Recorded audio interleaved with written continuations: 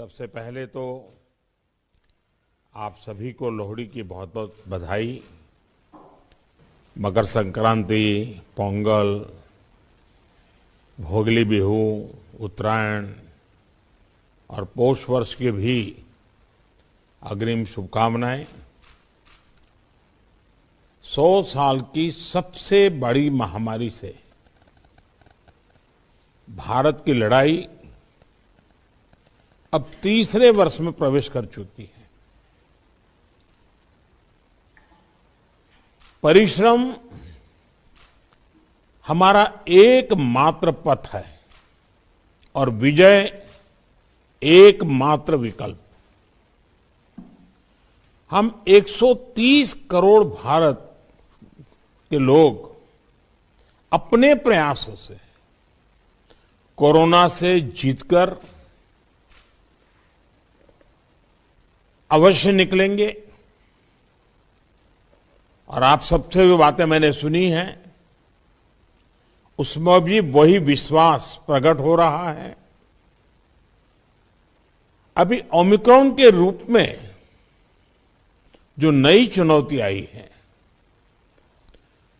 जो केसों की संख्या बढ़ रही है, उसके बारे में हेल्थ सेक्रेटरी की तरफ से विस्तार से हमें जानकारी दी गई है। अमित शाह जी ने भी प्रारंभ में कुछ बातें हमारे सामने रखी है।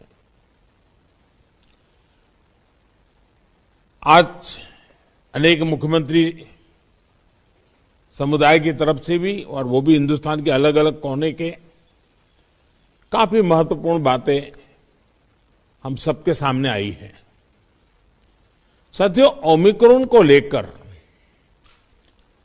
पहले जो संशय की स्थिति थी वो अब धीरे धीरे साफ हो रही है। पहले जो वेरिएंट थे उनकी अपेक्षा में कई गुना अधिक तेजी से ओमिक्रॉन वेरिएंट सामान्य जन को संक्रमित कर रहा है। अमेरिका जैसे देश में एक दिन में 14 लाख तक नए केसेस सामने आए हैं। भारत में हमारे वैज्ञानिक और हेल्थ एक्सपर्ट्स हर स्थिति और आंकड़ों का लगातार अध्ययन कर रहे हैं।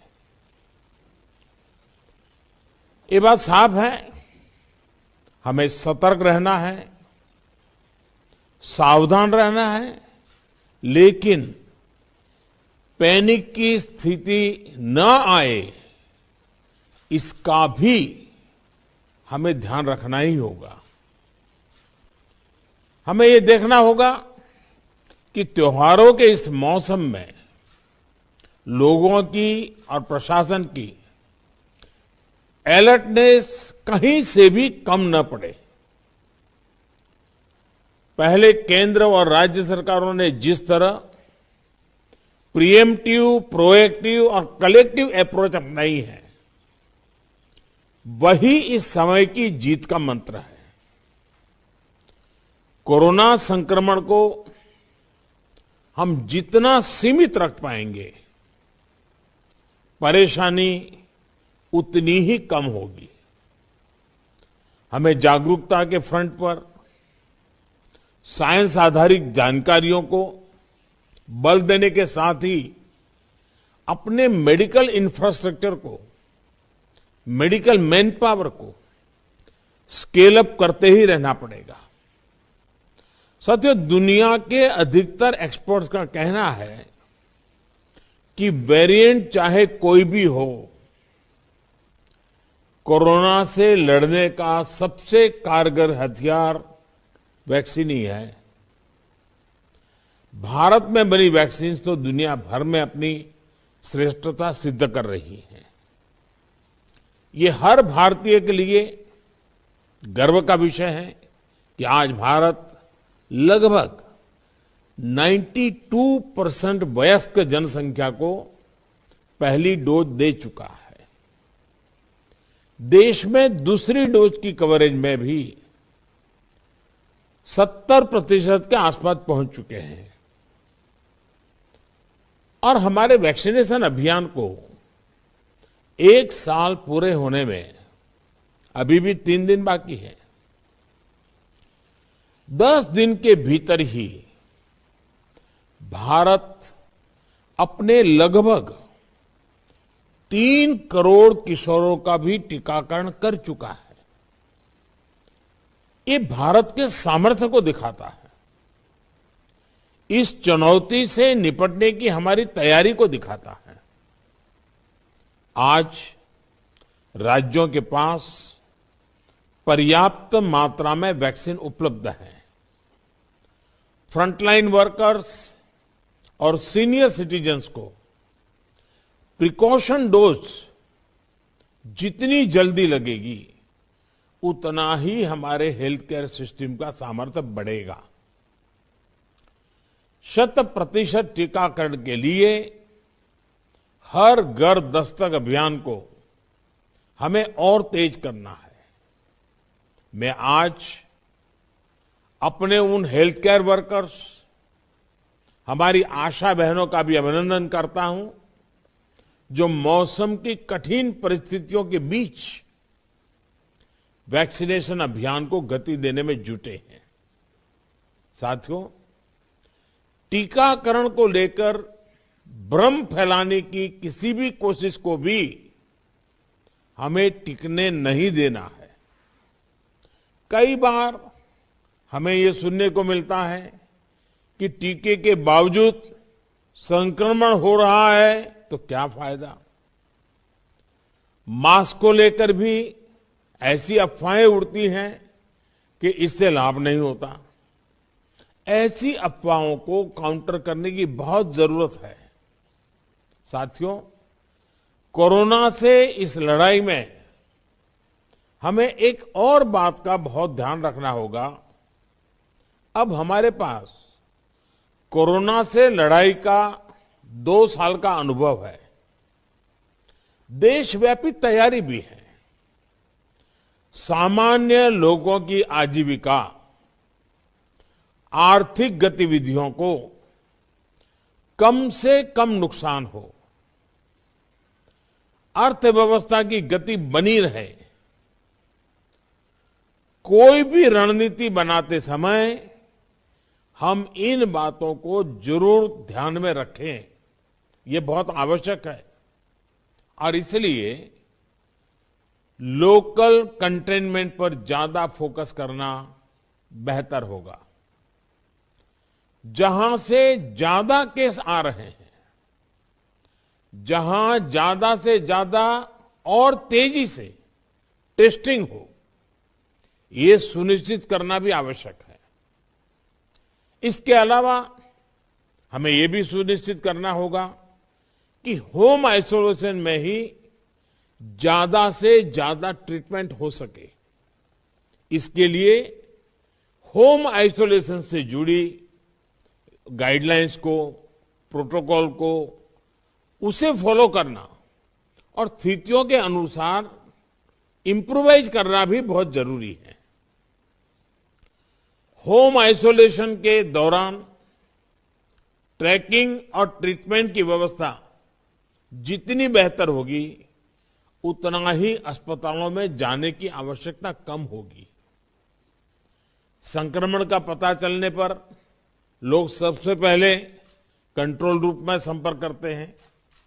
इसलिए उचित रिस्पांस और फिर मरीज की लगातार ट्रैकिंग कॉन्फिडेंस बढ़ाने में बहुत मदद करती है। मुझे खुशी है कि कई राज्य सरकार इस दिशा में बहुत अच्छी तरह नए नए इनोवेटिव प्रयास भी कर रही है, प्रयोग भी कर रही है। केंद्र सरकार ने टेलीमेडिसिन के लिए भी काफी सुविधाएं विकसित की है। इसका ज्यादा से ज्यादा उपयोग कोरोना संक्रमित मरीजों को बहुत मदद करेगा।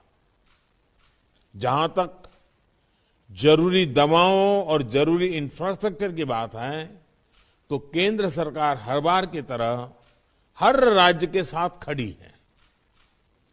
5-6 महीने पहले 23,000 करोड़ रुपए का जो विशेष पैकेज दिया गया था, उसका सदुपयोग करते हुए अनेक राज्यों ने हेल्थ इंफ्रा को सशक्त किया है। इसके तहत देश भर मेडिकल कॉलेज और जिला अस्पतालों बच्चों के लिए 800 से अधिक विशेष पीडियाट्रिक केयर यूनिट स्वीकृत हुए हैं। करीब 1.5 लाख नए ऑक्सीजन, आईसीयू और एचडीयू बेड तैयार किए जा रहे हैं।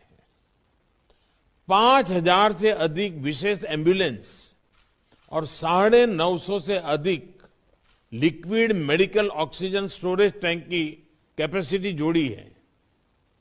इमरजेंसी इंफ्रास्ट्रक्चर की कैपेसिटी को बढ़ाने के लिए ऐसे अनेक प्रयास हुए हैं, लेकिन हमें इस इंफ्रास्ट्रक्चर का विस्तार करते रहना है।